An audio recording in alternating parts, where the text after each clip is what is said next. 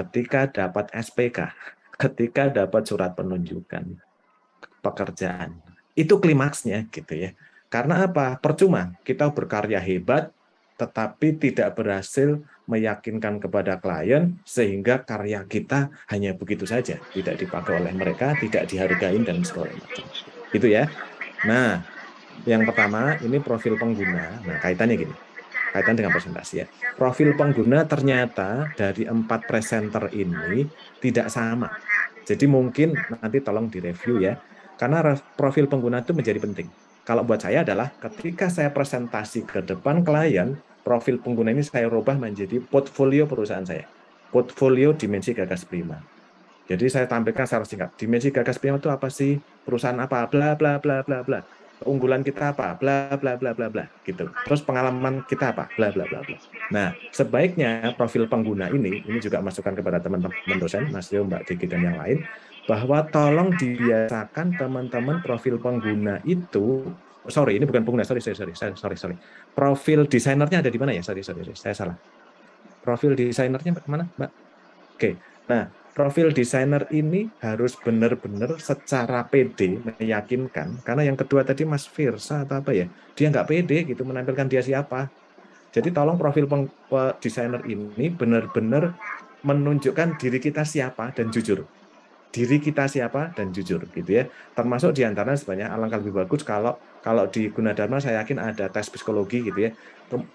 Sebaiknya diminta hasil tesnya itu keunggulan kompetensi kita apa. Jadi di situ tolong munculin kita itu siapa, kompetensi kita apa. Itu dimunculkan. Jadi kita ahli presentasi, saya punya kemampuan 2 bahasa, saya sering jalan-jalan, saya adalah punya leadership yang kuat, itu dimunculin. Kemudian harus yakin di situ munculin, ini menurut saya sekarang dunianya wajib adalah apa? Nama dan inisial. Jadi nama asli identitas Anda siapa, kemudian Anda teman-teman pengen membranding sebagai nama siapa. Karena kadang-kala ada yang brandingnya namanya beda. Misalnya saya nama Adi Wibowo, tapi saya pengen dipanggil sebagai Yoyong. Misalnya gitu ya. Jadi ada tulisannya. Brandingnya sejak awal sudah muncul itu. Kemudian yang kedua adalah alamat media sosial itu sudah menjadi wajib. Tolong disampaikan di profilnya desainer. Termasuk apa? Ketika saya presentasi perusahaan saya di depan klien, itu alamat media sosial kami itu sudah wajib, minimal media sosial saya. Karena apa? Sekarang ini sudah menjadi sebuah keniscayaan. Ketika sekarang saya diundang menjadi jadi dosen tamu di beberapa universitas gitu ya, itu sudah diminta wajib menuliskan media sosial yang saya punya. Karena mereka akan review, ini layak enggak untuk didatangkan menjadi narasumber. Jadi teman-teman, tolong jejak digital Anda dimulai dari sekarang. Makanya harus berani ketika profil desainer ini muncul, Anda harus tulis alamat media sosial Anda gitu ya. Ini titip pesan buat Mas Rio, Mbak Gigi dan yang lain ya. Ini wajib ini karena branding. Karena kita sebagai seorang desainer, personal branding itu perlu. Kalau kita tidak pede menyampaikan personal branding kita, yang orang lupa. Ini siapa ya kemarin ya? Saya nggak bisa buka lagi. Ini siapa sih ini gitu. Oke, lanjut halaman berikutnya. Halaman berikutnya, Mbak. Ya, kalau profil pengguna, jadi ini harus benar-benar dipelajarin ya, siapa dia, aktivitasnya apa, gitu ya, dan segala macam. Menurut saya ini sebagai dasar untuk proses perancangan berikutnya. Lanjut, Mbak. Lanjut, oke, permasalahan isu solusi. Nah, ini eh kadang-kala gini, kalau saya menyikapi gini, kadang-kala buatlah ilustrasi yang membuat kita bahagia, tidak takut. Saya ngeliat ini jadi takut, jadi, saya jadi takut beneran. Ini bukan mahasiswa kedokteran loh, gitu kan. Jadi tolonglah membuat yang estetis gitu. Ini masukan saya, karena bagian dari kalian seolah-olah sedang belajar presentasi di depan klien. Kliennya siapa? Saya, gitu ya. Saya jadi takut melihat ini, gitu kan. Saya takut, gitu ya. Jadi ilustrasinya tolong cari yang lain, yang lebih bagus, gitu ya. Permasalahan oke, isu oke, solusi didalamin lagi. Kemudian lanjut. Ya, nah ini yang menjadi sangat penting karena sekarang adalah bedah karya kalian di produk berupa furniture. Jadi tolong bahwa data ergonomi ini kan sudah dilakukan penelitian oleh pencipta bukunya. Jadi sudah melakukan riset cukup mendalam. Sehingga ini kita tinggal copy paste untuk produk kita. Tetapi jangan hanya semata-mata referensi ini hanya sebagai syarat saja dalam file PPT. Tapi benar-benar ini didalemin, kemudian benar-benar dilaksanakan atau diimplementasikan ke desain. Itu catatannya ya. Lanjut. Karena saya ngeliat kok agak miss nih. Lanjut ya. Oke, ini referensinya. Oke, lanjut lagi. Ya, lanjut lagi. Oke, nah ini sekaligus komentar saya adalah dua ya, termasuk ke berikutnya ya, nanti bisa jadi sama, adalah begini. Untuk mood board, sebenarnya mood board sama spesifikasi material dan warna, itu teman-teman karena, sorry saya loncat-loncat ya, seorang desainer itu harus menguasai karakter material ketika kita mendesain. Jadi tidak hanya melihat secara estetis dan bentuk. Jadi karakter material itu harus benar-benar dipelajarin. Di sini Mbak siapa namanya tadi? Lupa saya malah. Mbak siapa namanya? Saya nggak Mbak tulis ya. Hanifah. Afifah. Hanifah, Pak. Hanifah. Oke. Mbak Hanifah menampilkan kayu jati sama bangkirai. Tolong benar-benar ini juga diriset gitu ya. Untuk furniture yang cocok yang mana antara kayu jati dan bangkirai. Ini menurut saya sudah salah dalam meriset material. Karena bangkirai itu, sepengetahuan saya, tidak cocok untuk furniture. Jadi tidak bisa dibandingkan dengan kayu jati. Jadi ini udah salah ini membandingkannya gitu ya sebagai sebuah mood board. Tolong deh nanti dikoreksi komentar saya oleh Mbak Iyong maupun yang lain.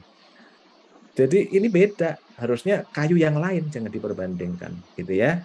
Kemudian kalaupun ini mood board sudah mendekati menjadi spesifikasi material dan warna, tolong kemudian langsung dipisahkan di situ adalah material utama apa, material tambahan apa, material finishing apa, kemudian aksesorisnya apa, gitu. Karena kalian ini adalah membuat sebuah produk sudah sangat spesifik. Sudah sangat spesifik. Jadi kalian seolah-olah menjadi desainer produk. Jadi karakter material itu harusnya sudah diriset dengan baik, kemudian ada tulisannya. Jati adalah begini, begini, begini, begini. Gitu. Kayu mahoni adalah begini, begini, begini, begini. Tiba-tiba muncul di situ ada finishing. Kenapa dipilih itu? Harusnya ada muncul di mood board itu. Finishing ini karena sekarang isunya adalah begini. Green material itu sudah menjadi isu di produk desain, gitu ya. Jadi sudah menjadi sebuah persyaratan ketika produk itu pengen laku di pasaran harus ada label greennya, gitu ya. Jadi mulai dari material utamanya, material tambahannya, dan material finishingnya. Ini harus jadi pijakan itu. Oke ya, ini secara umum. Lanjut, Mbak. Oke, saya tidak melihat korelasi antara judulnya furniture ini dengan ide bonsai gitu. Saya nggak ada korelasinya ini, kecuali ada narasi korelasinya gitu ya. Tolong buatlah. Jadi membuat konsep itu harus ada keterkaitannya, jangan pisah-pisah. Jangan pisah-pisah. Ini terpisah, Mas terpisah. Jadi nanti tolong didalemin oleh Mbak Iyang ya. Saya terbiasa ngundangnya Mbak Iyang daripada Mbak Humail. Lanjut. Nah, ini pertanyaan saya tadi. Bentala, kemudian idenya dari ini, itu masih nggak nyambung gitu. Kecuali misalnya gitu ya, kenapa bonsai di situ soalnya si Mbak pengguna itu tinggal di bawah pohon bonsai yang rindang sehingga itu menjadi ide dalam perancangannya. Itu nyambung. Tapi ini tiba-tiba muncul ini dari mana? Saya nggak ngerti. Saya nggak ngerti. Jadi jangan tiba-tiba comot gitu. Jadi ada korelasinya ya. Oke, lanjut. Nonton apa? You buka apa? Oke. Nah, ini juga buka harus Zoom Kak. terkait juga ya. Iki Kijang nonton apa? Walaupun saya menjadi ini itu memang sudah disebutin di situ, tetapi korelasi antara Fokus bintara dikit terus toh. kenapa Fokus dikit bonsai, toh. kenapa nggak Nonton pohon apa iki? pepaya, kenapa nggak pohon pisang, Iki jadi kenapa you. nggak gitu ya. You. Kira-kira gitu. Jadi You tolong apa? diperkuat aja konsepnya. Lanjut. Nangis dikit. Ya, lanjut. Justru ini tolong nanti dijawab oleh calon desainernya adalah ini adalah kalau nggak salah ya penggunanya adalah keramikus gitu. Penggunanya adalah keramikus. Apakah memang benar? Kadangkala gini, kita harus membedakan produk desain ini berupa furniture ya, outputnya adalah furniture. Saya yakin produk desain itu ada dua kepentingan. Satu adalah memang furniture itu didesain satu-satunya, bukan untuk dibuat banyak. Jadi sangat spesifik, hanya satu saja. Jadi spesial banget.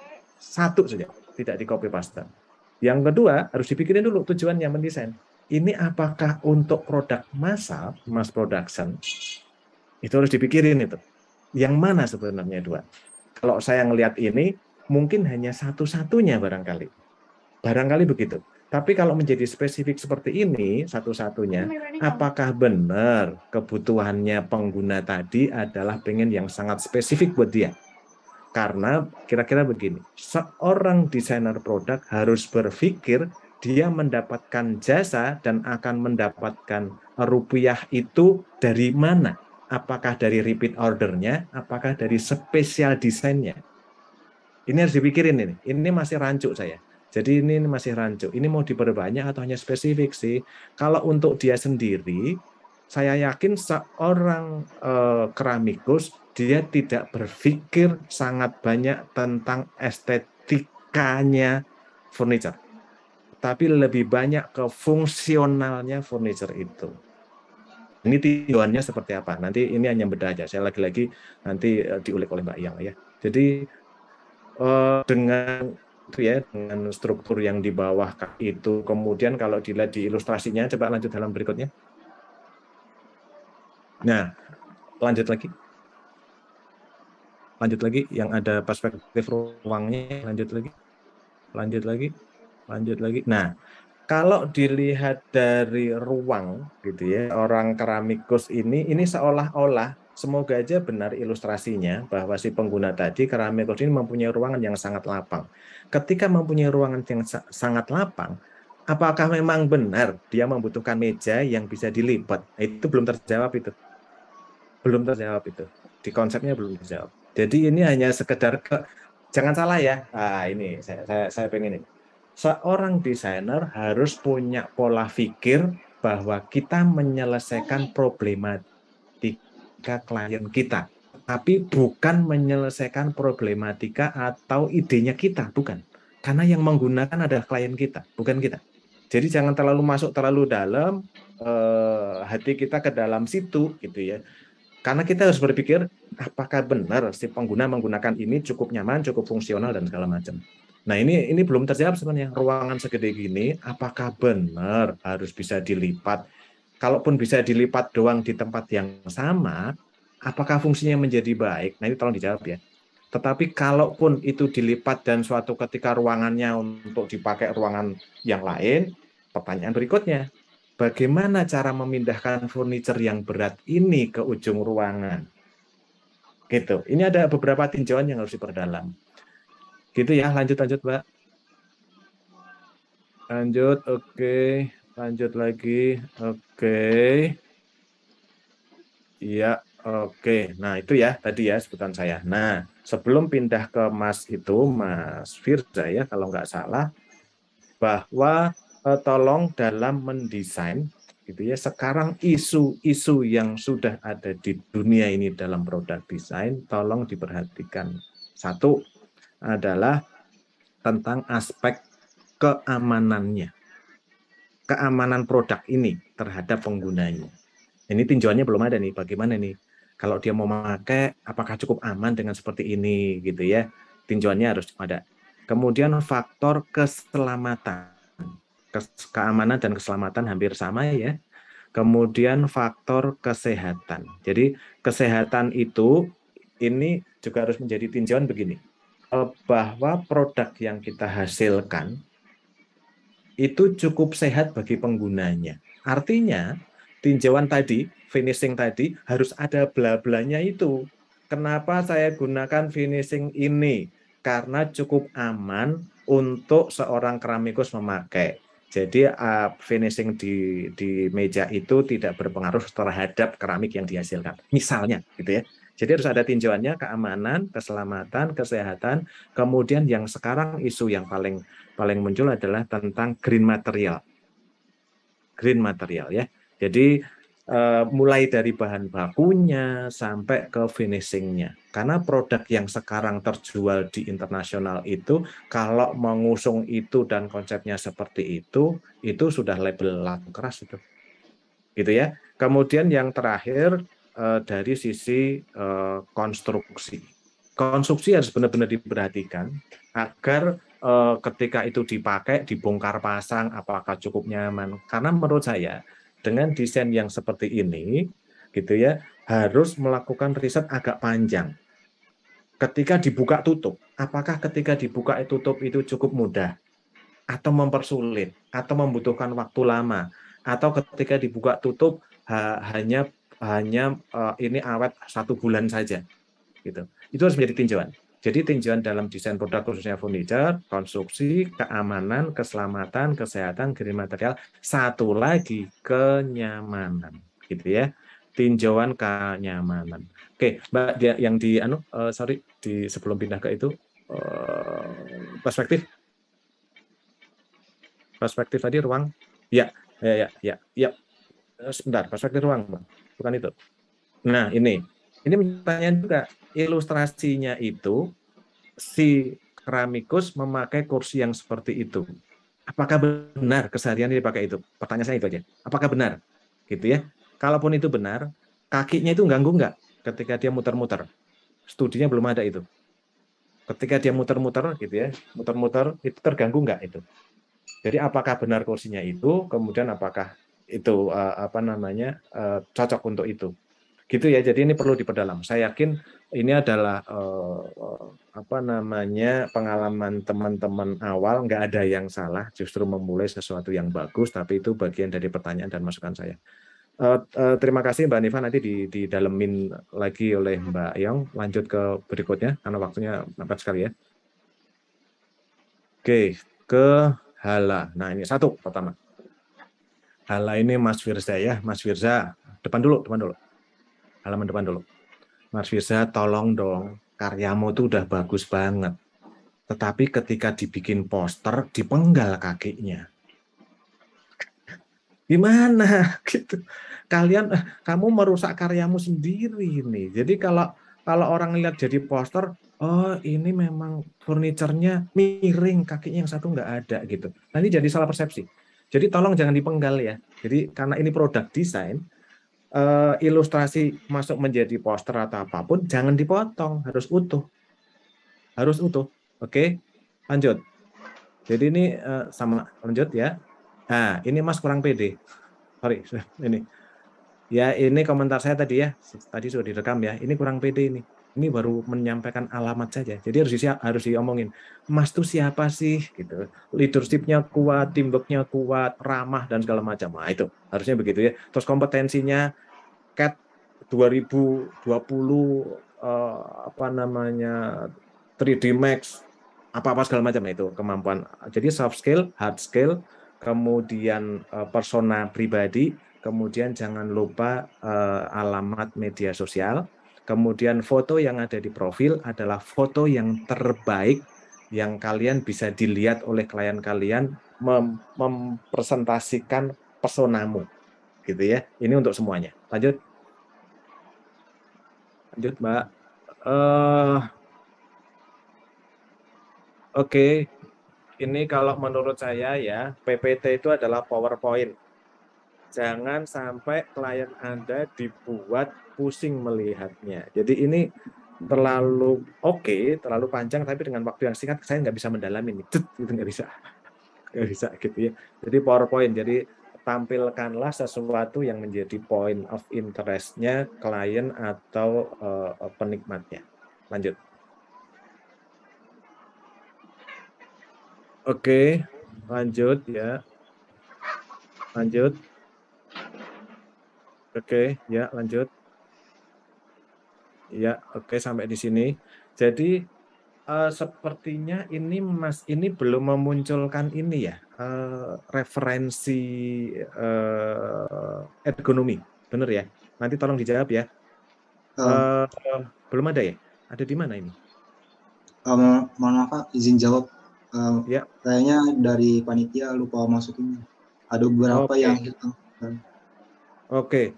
Jadi mungkin ada banyak gitu. Tapi namanya PowerPoint itu ketika presentasi dikasih waktu singkat, yang dimasukkan adalah yang penting-penting. Jadi kamu harus berhasil memilih yang mana saja yang tampil. Jadi jangan sampai yang sangat penting tidak dimunculkan. Karena kalau saya lihat sini, lanjut Mbak, terus. 3 tambah 2. Terus. Ya, terus sampai terus ya. Nah, sampai berhenti sampai situ. Sebelumnya. 2 tambah 3. Sebelumnya. Nah, ini saya ngelihat kok tadi cara penjelasannya pun ini di kedua presenter ya.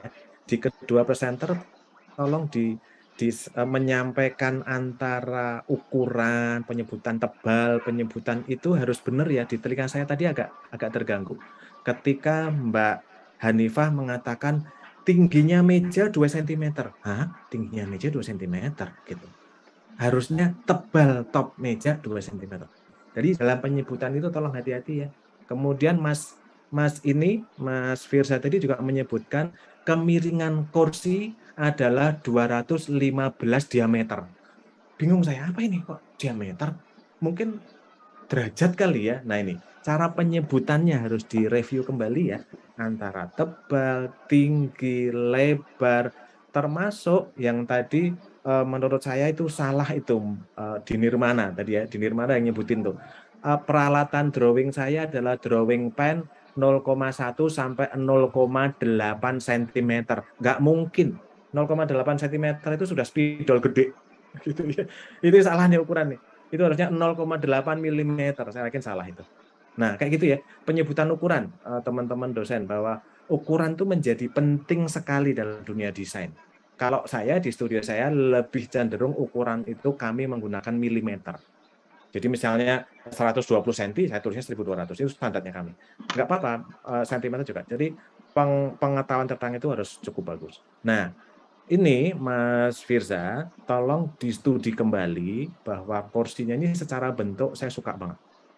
Tetapi ketika melihat detail, tingkat kenyamanan orang duduk harus sangat ditinjau. Karena kursi itu lebih sulit dibanding meja. Karena orang duduk di kursi itu juga harus ada tujuannya juga. Harus ada tujuannya. Kursi ini harusnya orang nyaman duduk lama. Tapi ada juga orang yang mendesain sengaja. Mas, buatin di kursi, tapi yang orang nggak terlalu nyaman di situ loh. Kenapa? Biar nggak berlama-lama di situ, Mas. Oke, nggak apa-apa, gitu kan. Harus ada tujuannya, gitu ya. Ketika kemarin saya di Malang, gitu ya, diundang di salah satu universitas di Malang, saya duduk di sebuah hotel, gitu ya. Secara estetis kursinya bagus banget, tapi saya duduk nggak nyaman, sangat tidak nyaman. Sangat tidak nyaman. Saya kemudian bertanya-tanya, ini tujuannya apa ya? Oke, biar orang nggak terlalu berkerumun di situ terlalu lama. Gitu.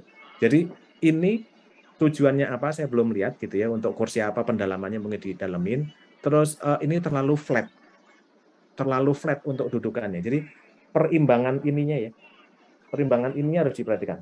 Ini Mbak Iyong jauh lebih pintar dibanding saya.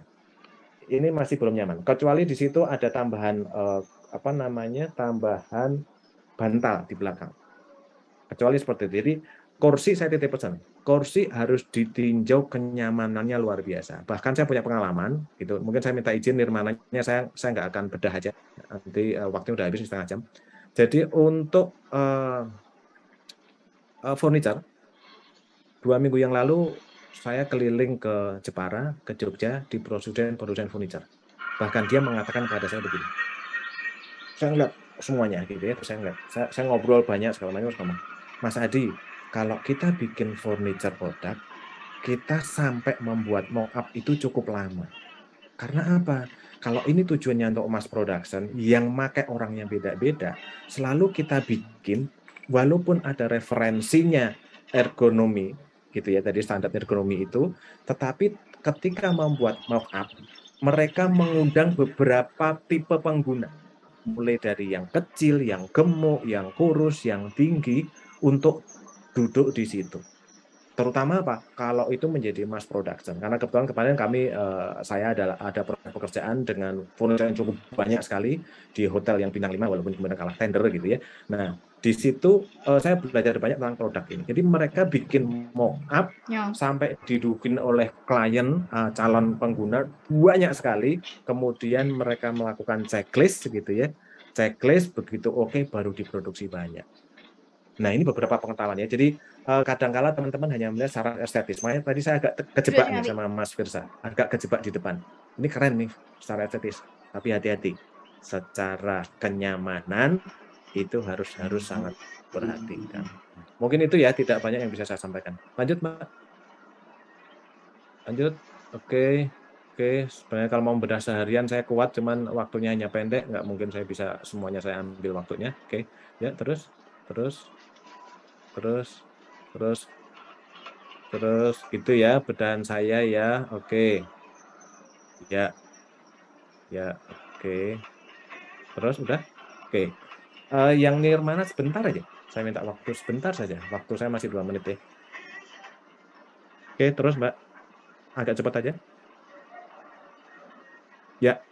Kurang lebih tadi saya ya tentang personifikasinya harus benar ya. Oke, lanjut ya, pelan-pelan ya. Iya, terus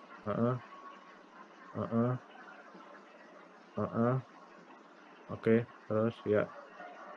Iya.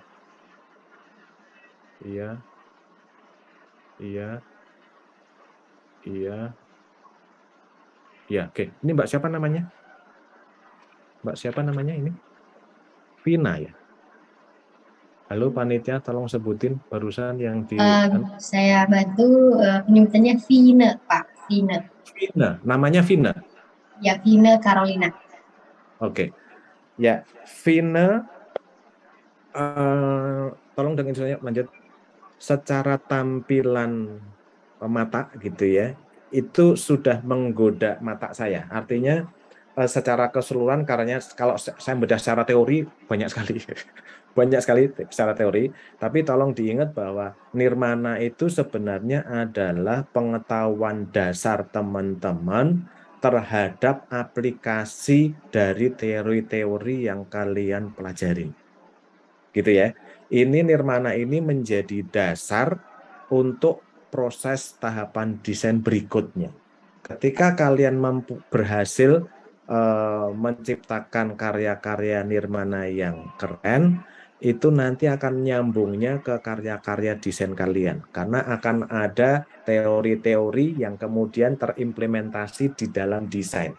Ada repetisi, ada reposisi, ada dan segala macam ya, ada balance, ada segala macam. Gitu ya. Jadi mungkin global begitu. Ini saya nambah 1 menit. Yang berikutnya ntar nggak adil kalau yang terakhir saya nggak review. Yang terakhir ini Mbak, ini saya nyebutnya biar salah. Mbak Bella atau Mbak Bila? Ayo. Sabella. Oke. Mbak Sabella, coba lanjut. Oke. Nah, berhenti. Sebelumnya berhenti. Nah, ini saya cukup bukan yang bangunan, Mbak. Ya, saya cukup tergoda dengan unsur politik masuk di dalamnya. Ini saya ini pendapat pribadi saya. Jadi bisa benar bisa enggak. Tapi pendapat pribadi saya adalah nirmana itu bebaskan dari segala kepentingan terlebih dahulu. Menurut saya. Baru kemudian kalau kalian masuk, kecuali karya nirmana itu sudah kemudian menjadi karya seni. Yang tadi yang Mbak Vina tadi sudah berhasil tuh, ada beberapa yang karya nirmananya menjadi karya seni. Nah, karya nirmana kemudian menjadi karya seni, sudah ada muatan konsep menyampaikan sesuatu, itu keren. Itu keren, gitu ya. Nah, ini yang gubahan masa ini udah unsur politik masuk di dalamnya. Hati-hati ya, hati-hati. Agak cukup hati-hati. Kalau ini sebagai karya seni dan segala macam kamu masuk oke. Tetapi kalau sebagai ini kadang harus hati-hati ya menyampaikan sebuah konsep. Gitu ya. Oke, lanjut. Lanjut Mbak. Oke, terus ya, terus ya, terus. Oke. Oke, ini masuk ke dalam fungsional ya, berarti kan masuk ke dalam sana ya. Ya, terus. Terus ya, oke. Ya, oke. Sudah ya, 4 ini aja ya. Ya, Jangan betul gini. Pak. Nggak dengar, oke. Jadi, oke, ditutup aja. Yang terakhir adalah begini. Saya hari ini mengapresiasi, gitu ya. Karena yang namanya presentasi, saya dihadirkan untuk mendengarkan presentasi adik-adik semua. Mbak, layarnya ditutup saja, layar itunya. Oke. Jadi saya dihadirkan untuk melihat presentasi kalian, yang saya tadi seolah-olah saya menjadi klien kalian, gitu ya. Melihat ini, yang menjadi perhatian saya ketika kalian berhasil melakukan presentasi. Karena apa? Presentasi itu adalah salah satu kunci untuk menyampaikan ide kita kepada klien. Yang kemudian di akhir klien suka dengan karya kita, kemudian ada penugasan ke kita, ada SPK, ada rupiah yang mengalir di kita. Gitu ya. Jadi hari ini saya cukup terkesima dan semoga saja teman-teman yang lain meniru cara presentasinya itu Vina. Vina presentasinya keren. Mana Vina, tolong ditampilkan di layar dong, mana sih? Orangnya mana sih? Jadi kadang-kala saya mendengarkan seorang presentasi gitu ya, itu saya tutup matanya. Saya tutup matanya gitu ya, tutup matanya, saya nggak lihat presentasinya. Oh, ini Vina ini keren. Dia nggak buru-buru, terlihat nggak buru-buru, terlihat tidak ada tekanan, dia santai, pengucapan kata per katanya jelas gitu ya. Kemudian apa yang pengen disampaikan tuh nyampe. Artinya frekuensi ide dia untuk dikirimkan ke klien, ke saya itu nyampe. Nah, ini yang harus dipelajari teman-teman sekalian yang menjadi calon desainer. Sehebat apapun karya kalian, kalau ide kalian tidak tersampaikan dengan baik kepada klien kalian, kalian harus pikir lagi. Kira-kira gitu ya. Tetapi jangan lupa, ada beberapa tipe desainer yang tidak harus seperti itu dan kemudian orang menjadi banyak punya ragam profesi. Bisa saja dia hanya sebagai konseptor, dia sebagai marketing, dia sebagai leader, dia sebagai presenter, bisa. Tetapi kalau kalian pengennya menjadi seorang desainer yang secara personanya dilihat banyak orang, strategi komunikasi ketika presentasi itu harus dipelajari. Gitu ya teman-teman sekalian, terima kasih. Sebenarnya banyak lagi yang harus saya sampaikan, tapi saya sudah melewati waktu 5 menit. Semoga Mbak Yong bisa melengkapi apa yang saya sampaikan. Terima kasih, waktu saya kembalikan ke panitia. Ya, terima kasih kepada Bapak Adi atas tanggapannya. Selanjutnya kami persilakan kepada Ibu Humaira Abu Negara untuk menanggapi karya dari mahasiswa-mahasiswi dalam bedah karya pagi hari ini. Ya, halo semuanya. Bisa ditampilkan seperti Pak Adi tadi? Oh ini ya, oke, next. Mungkin saya melengkapi apa yang tadi telah dijelaskan oleh Pak Adi ya. Jadi next.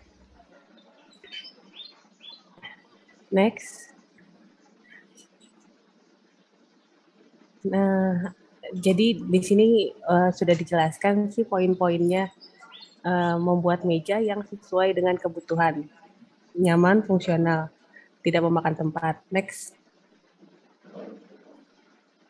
Nah, ini ergonominya next.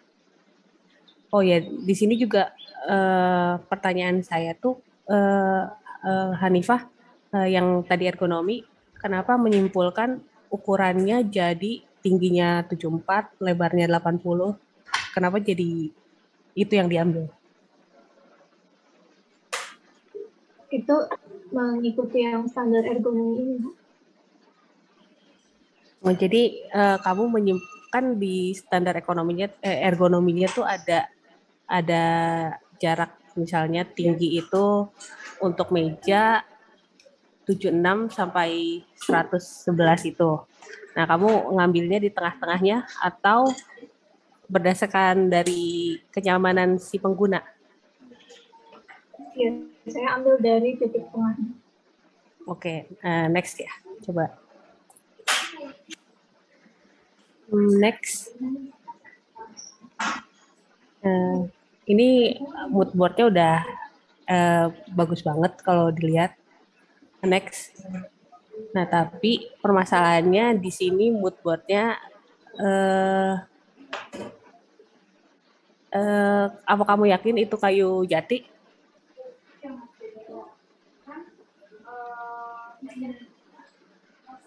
Maaf, Ibu. Ya, Apa kamu yakin itu kayu jati? menurut saya bukan. Kayu Untuk apa? Itu HPL Mbak Iyong. Oh, itu lebih ke pewarnaan kayu oak kalau itu. Nah, kalau itu di sini ada contohnya sih. Mungkin nggak kelihatan ya. Ini oak. Nah, ini teak. Kalau kayak gini bisa dilihat. Nah, next. Dari seratnya juga beda. Jadi perlu lebih dipahami sih, beberapa mahasiswa suka saya lihat keliru dalam pemilihan kayu. Kadang ketuker. Next.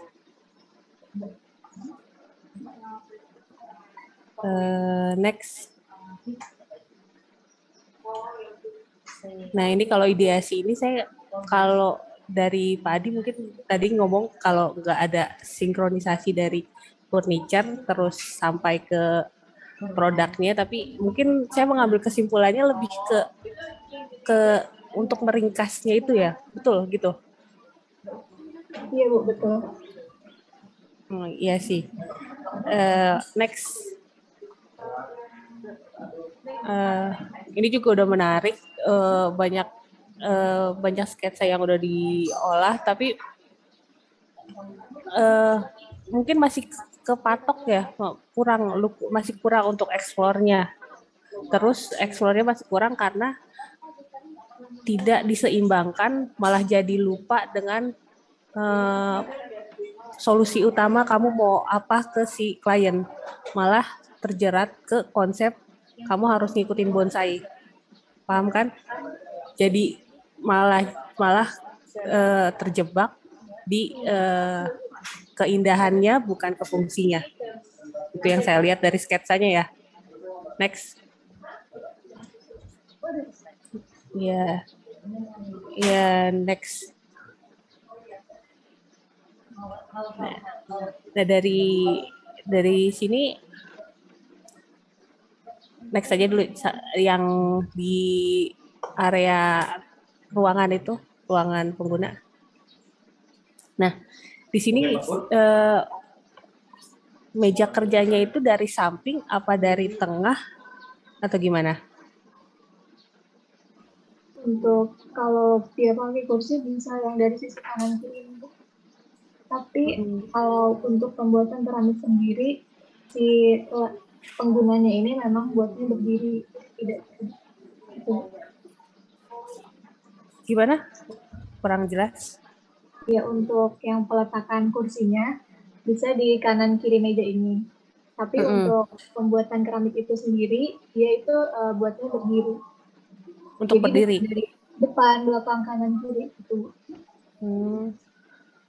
Terus bukannya pembuatan keramik itu pakai yang diputer gitu ya? Atau itu untuk tahap apanya? Pakai puter.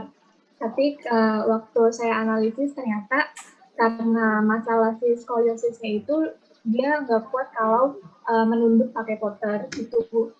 Jadi kemudian saya tanya di mana biasanya beliau itu buat keramik dan biasanya dia bilang berdiri. Gitu.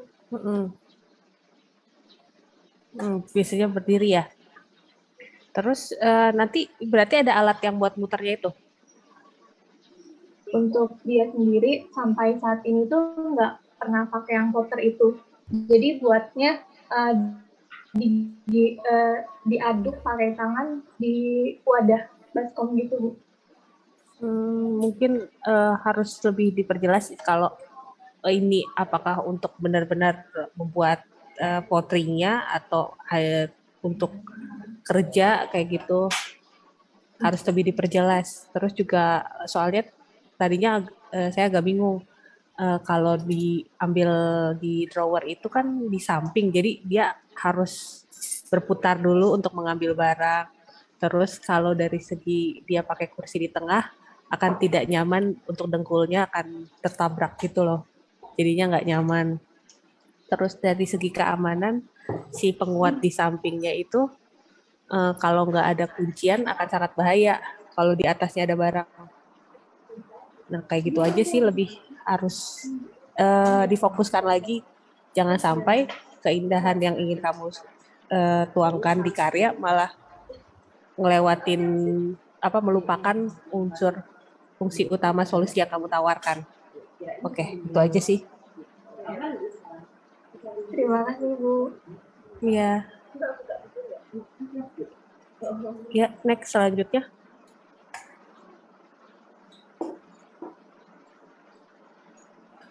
Ya, langsung ke Firza aja.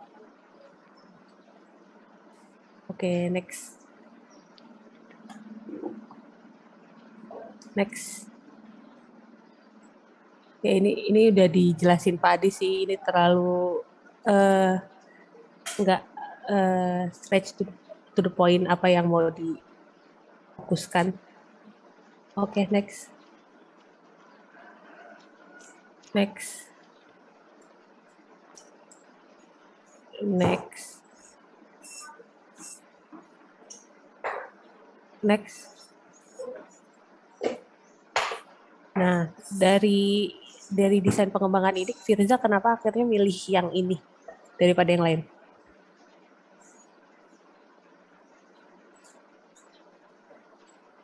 Karena udah dari proses asistensi sama dosen, Bu. Kamu setuju misalnya yang ini yang dipilih? Ya, Bu. Kenapa? Karena dari bentuknya sama lengkungannya gitu. Oke. Lebih lebih sama, gimana kayak berkesinambungan sama ide dan konsep saya. Oke. Terus pengguna itu makainya itu kayak untuk di meja kerja gitu atau gimana? Lebih untuk tempat duduk bersantai aja. Oh, oke. Coba next. Oke. Next. Oke, next.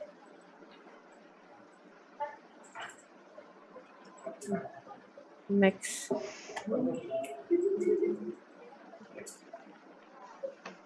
Ini semuanya rotan ya, berarti? Iya, Bu. Oke, next. Nah, yang tadi saya pertanyakan lebih ke next, ada sambungan. Nah, ini juga agak dari penggambaran harusnya tuh si rotannya itu yang ada pilihan ikatan rotan itu harusnya pakunya tuh di dalamnya, terus ikatannya lebih panjang gitu loh, karena itu di dalamnya kan. Iya, Bu. Ya. Terus next. Nah, ini kenapa kamu pakai sambungan yang double butt joint? T-nya double ya? Kenapa pakai sambungan itu?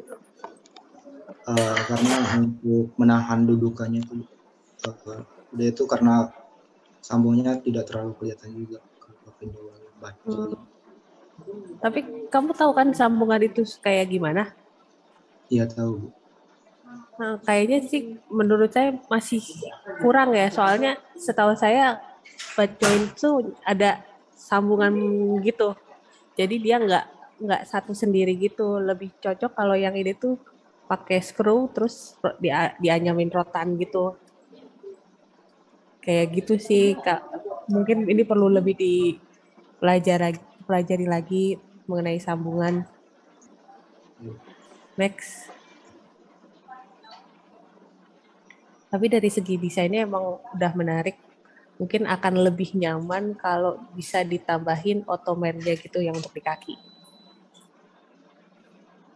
Oke, next. Oke, selanjutnya aja yang siapa? Vina.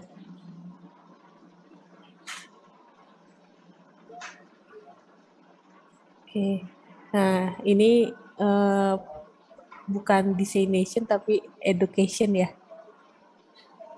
Next. Nah, ini konsepnya udah nirmana dua dimensinya udah menarik sih. Mungkin lebih mind mappingnya lebih harus diperbesar supaya lebih jelas karena mungkin akan seru ketika dari proses mana yang akan yang kamu pilih akhirnya menjadi karya kamu ini. Jadi aku kurang bisa lihat sebenarnya. Next. Ya. Ini juga sama jadi kurang jelas dari mind mappingnya. Tapi overall udah bagus banget sih. Udah telaten ngerjainnya gitu. Next. Oke, next.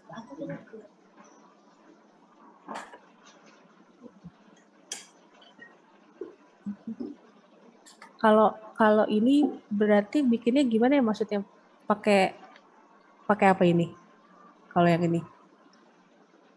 Izin jawab ya Bu. Jadi dibuatnya menggunakan kertas stiker matte, terus dicat sesuai gradasi warna dari gelap ke terang, kemudian digunting-gunting ukuran kurang lebih 1 kali 1 cm, kemudian disusun, ditempel-tempel di kertas A3. Oh iya, oke. Bagus, ini telaten banget ini. Next.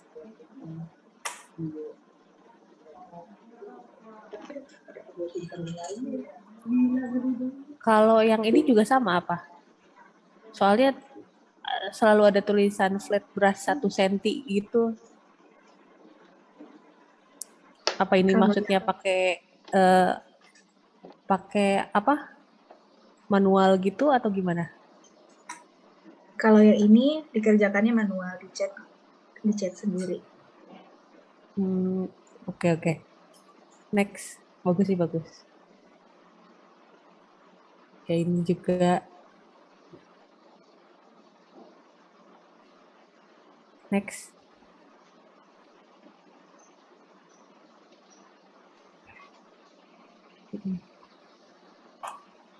Next.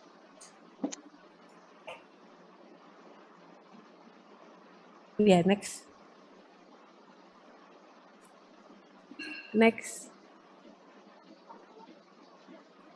Next. Ini tuh warnanya maksudnya yang sebelah itu apa, yang besar itu apa? Kan sama.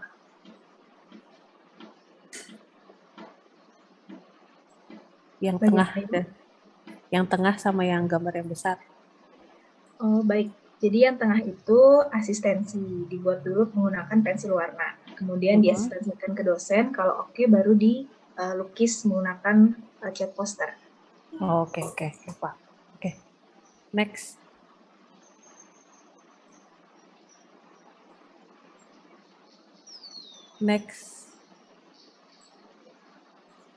Oke, next. Ya. Untuk Pina semuanya maksudnya sesuai sih dari apa yang dia rencanakan, tapi mind mappingnya agak susah kebaca, tapi hasilnya tuh sesuai dengan konsep itu. Maksudnya saya bisa nangkep apa yang mau disampaikan dari situ, tapi tetap sih beberapa poin masih perlu baca dari konsepnya itu. Gitu. Baik, Ya, Bu. Terima next. kasih. Oke. Ya.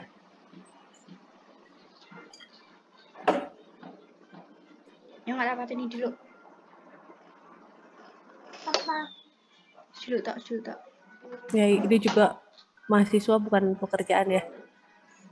Next.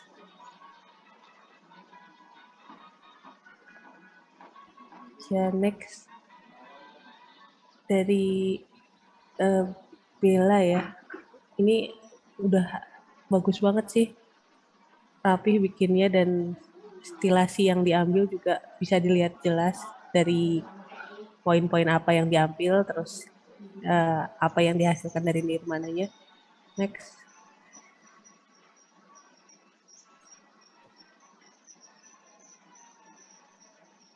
Next.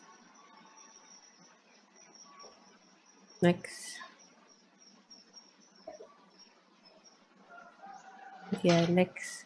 Yang menang dia. Ini juga menarik. Menang dia. Next. Aja dia. Next. Nah, yang saya mau komentarin yang ini nih, yang Samron. Menurut saya akan lebih menarik jika, maksudnya ini jatuhnya kayak kain ditempel aja gitu, kurang dibikin gelombang atau apa, bikin agak lebih dramatis. Kayak misalnya kalau kamu pernah lihat arsiteknya Frank Lloyd Wright, bukan Frank Gehry. Nah, dia tuh pernah mendesain arsitek yang terinspirasi dari tumpukan kertas yang dia buang terus dia wujudkan ke arsitek kayak gitu. Kamu lihat aja Frank Gehry. Nah, di itu tuh dia banyak eksplor dari kertas malah. Nah, next. Nah, ini juga seru nih, maksudnya bisa kamu tuangkan ke nirmana. Next.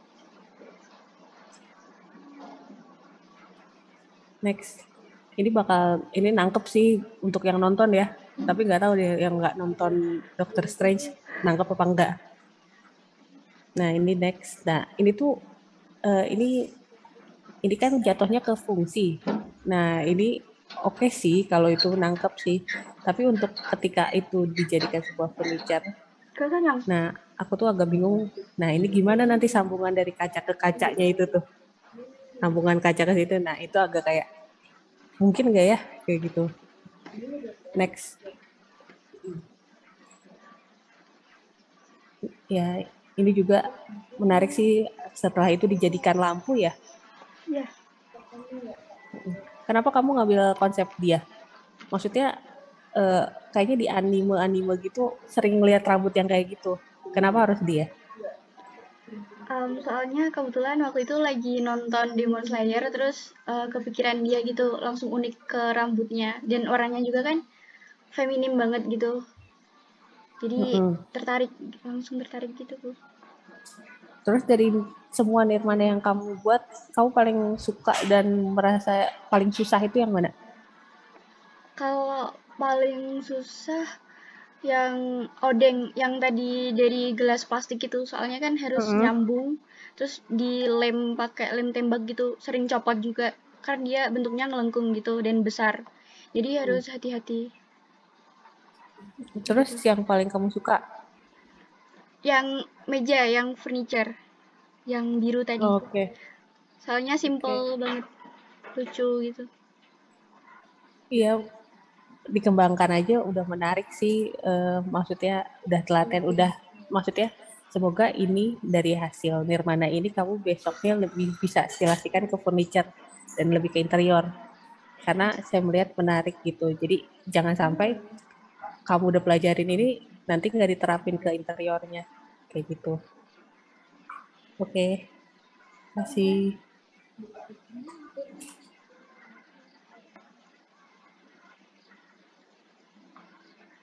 Oke, saya kembalikan ke pembicara Hawa ya.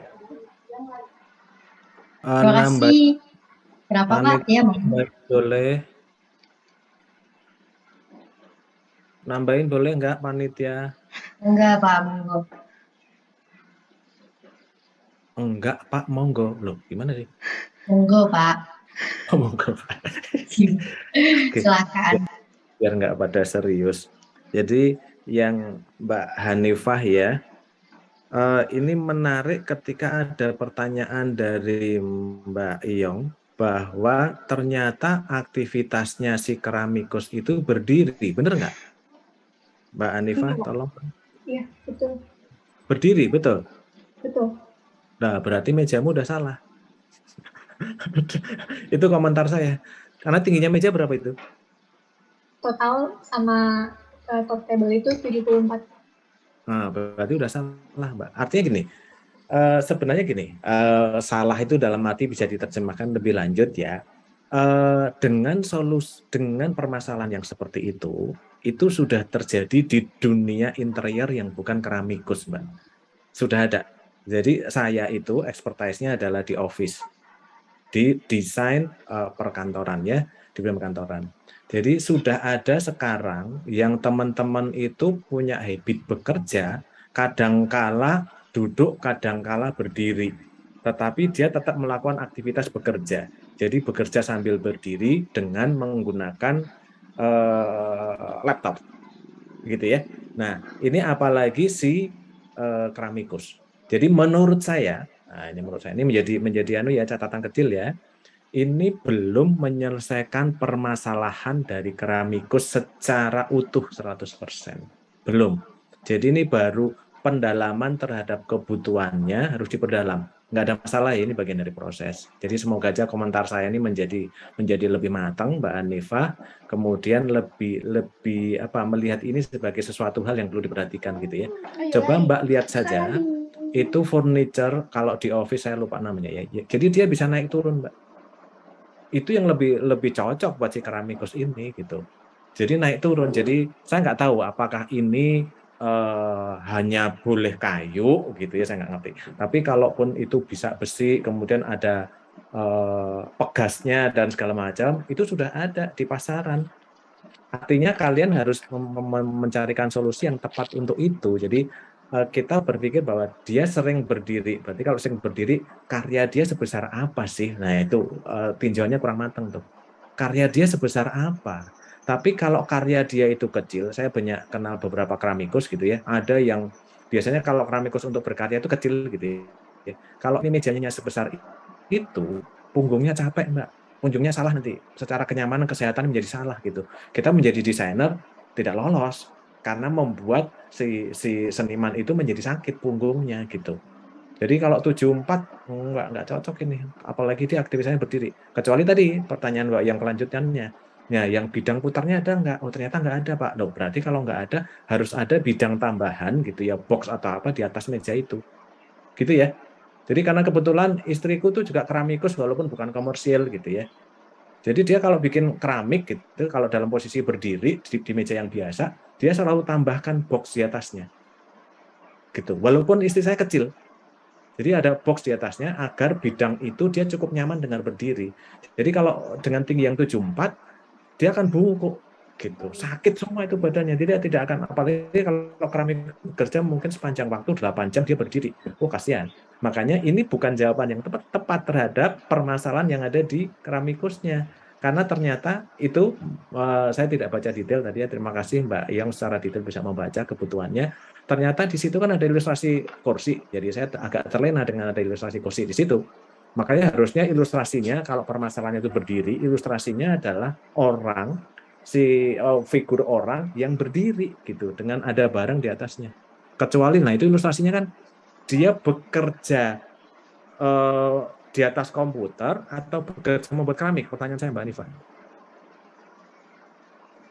Ya, Pak. Jadi untuk kalau buat keramik ya di atas meja, sama dia itu suka buka online workshop, jadi tetap pakai komputer. Oh, makanya di ilustrasimu harus ada double, Mbak. Nah, itu kan terlihat di situ hanya ilustrasinya furniture ya. Jadi ilustrasi ketika dia membuat keramik tidak ada. Ini masukan ya Mbak Hanifah ya? Iya, Pak. Semoga Saya sakit makasih. hati. Ya, semoga sakit hati ya. Karena dengan sakit hati itu akan mengeluarkan energi positif menjadi lebih baik gitu. Saya membahasakannya saya balik-balik ya, jadi gitu. Kira-kira gitu. Kemudian, oke, yang Mbak Iyong tadi terhadap Mas Firsa ya, Mas Firsa ya. Jadi saya hanya melakukan pendalaman aja terhadap komentarnya Mbak Firsa agar ini menjadi apa namanya, agar menjadi bekal gitu ya. Mas mohon dihindari. Nah ini saya nyelekit lagi ya, nyelekit lagi. Saya selalu begitu, harus akhir kali nyelekit biar benci orang benci sama saya gitu ya. Kalau benci sama saya berarti ingat sama saya gitu kan. Jadi Mas jangan ada jawaban itu nggak ilmiah banget gitu, nggak akademis banget ketika ditanya oleh Mbak Iyong, kenapa kamu pilih alternatif ini? Karena sudah hasil eksistensi dengan dosen, itu nggak akademis banget itu. Tolong ya dihindarkan itu ya, karena kalian adalah presentasi secara akademis. Jadi sebaiknya ketika pertanyaan itu muncul, jawabannya adalah akademis. Gitu. Pak, karena pilihannya ini mendekati ke konsep, ke penggunanya adalah seperti ini, ruangan yang akan masuk adalah seperti ini, dan ini cocok untuk pasar pemakai yang seperti ini. Gitu. Masa jawabannya, Pak, ini udah hasil asistensi ya? Tidak jawaban yang tepat. Ya, sorry ya. Jadi saya review. Kemudian yang kedua, ternyata kemudian ini didalami oleh Mbak Iyong bahwa kursi itu adalah kursi santai. Kalau kursi santai, saya adalah penikmat kursi. Saya adalah penikmat kursi. Jadi orang yang duduk di situ itu punggungnya sakit. Karena apa? Kemiringanmu terlalu miring sekali gitu ya. Sementara apa namanya, sandaran duduknya lurus, orang jadi nggak santai, itu tegang itu, gini itu tegang. Jadi kamu pelajari lagi deh, artinya gini, untuk menciptakan produk furniture berikutnya benar-benar harus dipelajari ini penggunanya siapa, pasarnya yang akan beli ini siapa. Jadi harus diriset sangat kuat, gitu ya. Kebiasaan dia bagaimana, itu harus sangat kuat. Makanya kalau tadi, oh kursi santai, oh ini nggak akan menjadi santai ini, kecuali ada bantalnya, gitu ya. Itu masukan ya, Mas Firza, untuk tidak dijawab, tapi sekedar masukan agar Mas Firza juga sama Mbak Hanifah sakit hati sama saya, gitu ya. Terima kasih panitia, saya Baik, kembalikan. makasih Pak. Ya, kalau Nirmana oke semua. Sip. Terima kasih kepada Bapak Adi Surya Triwibowo dan Ibu Humaira atas tanggapannya.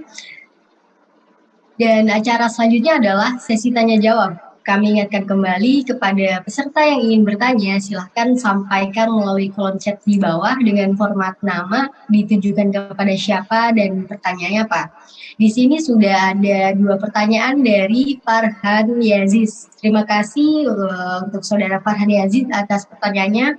Pertanyaan ditujukan kepada Vina dan juga Sabella. Yang isi pertanyaannya, kesulitan apa yang kalian alami dalam proses pembuatan karya nirmana kalian?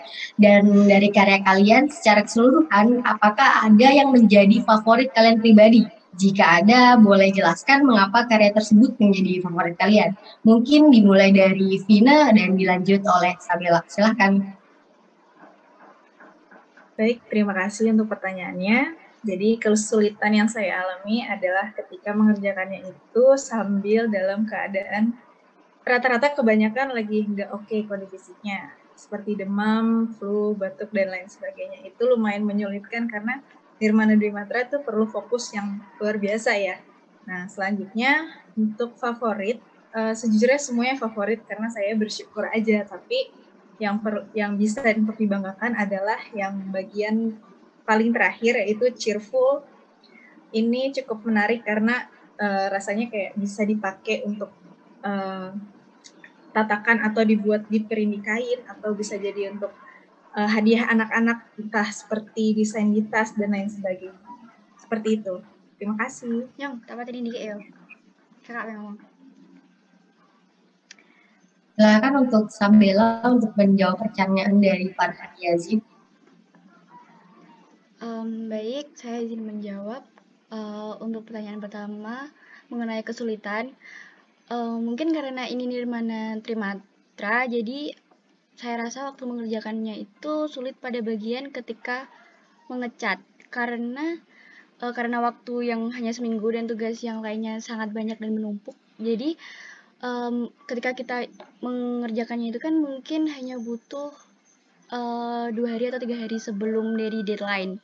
Tapi karena ketika kita mengecat, nah itu membutuhkan waktu yang cukup lama dari menunggu catnya kering hingga proses pengeleman, dan itu membuat kita agak menghabiskan waktu atau menghamburkan waktu. Jadi kesulitannya mungkin lebih ke waktunya itu sendiri. Untuk karya favoritnya sama kayak Vini, sebenarnya semuanya suka, cuma kalau dari tampilan sekilas gitu saya lebih suka yang ini, yang meja ini, karena dia sangat simpel dan juga lucu.